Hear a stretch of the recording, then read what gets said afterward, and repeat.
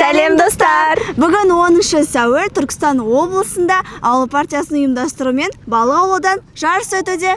Ал ертең 11 сәуір Шымкент қаласында балық шаруашылығына байланысты үлкен фестиваль өтеді. Яғни бүгін аулаған балықты ертең қуырып жейміз достар.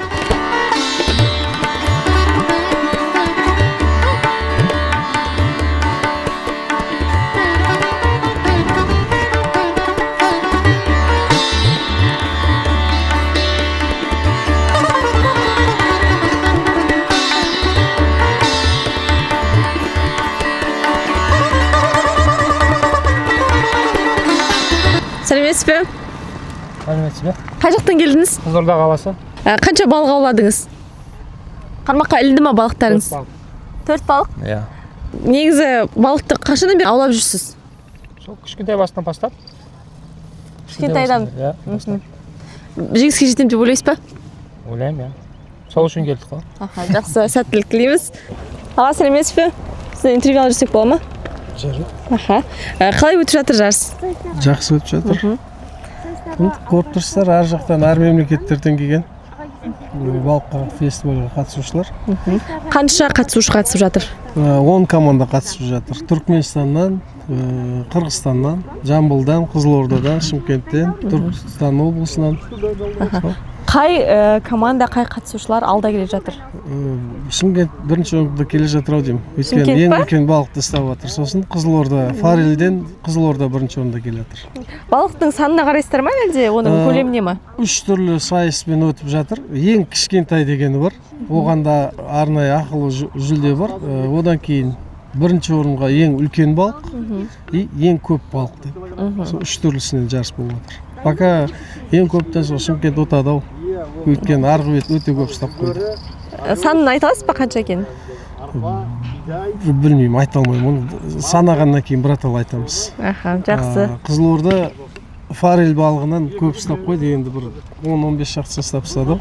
Қателеспесем. Жақсы, рахмет көп.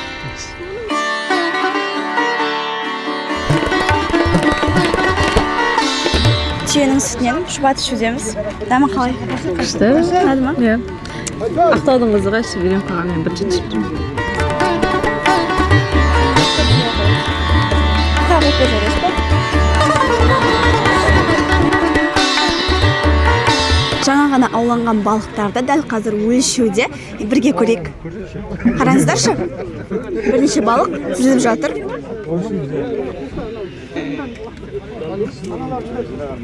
Кезекте тұр дәл қазір. Тірі қалған балықтарды қайтадан суға лақтырып жатыр ғой. Поплаваға келіңіздер балықтарыңызды. Сәлеметсіз бе? Сіз неше балық ауладыңыз бүгін? 4. Қанша килограмм болады деп ойлайсыз шамамен?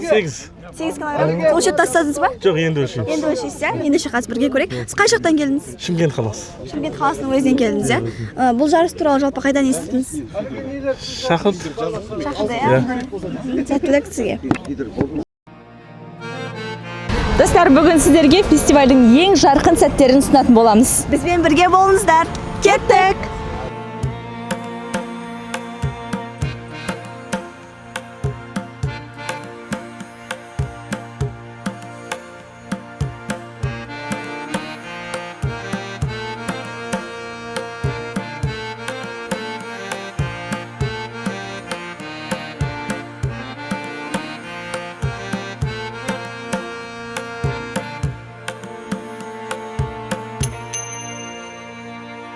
Ұлттық құндылықтарымызды дәріптеп насихаттау барысында дәл қазір осы жерде әдемі жәрмеңкеміз орналасқан.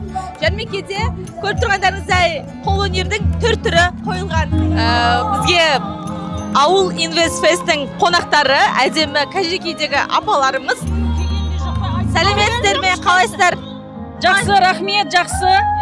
Қайдан келдіңіздер? Қаладанбыз. Қаладансыздар. Дәстүрге жол аналар тобы. Ән айтасыздар ма? Ән айтпаймыз. Дәстүр дәріптейміз. Тамаша.